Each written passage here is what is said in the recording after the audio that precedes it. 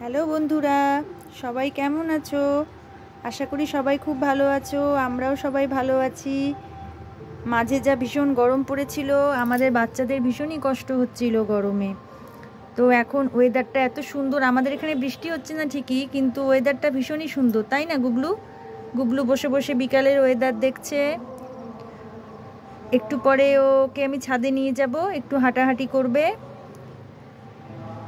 তো এখানে বৃষ্টি হচ্ছে না ঠিকই, কিন্তু ভীষণ ঠান্ডা ওয়েদারটা।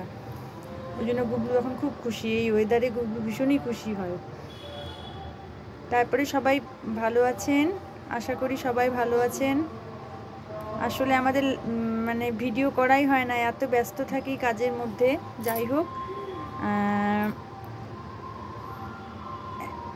অনেক সময় আমি লাইভ করি, কিন্তু কাউকে পাই না, যেহেতু আমি না বলেই আসি।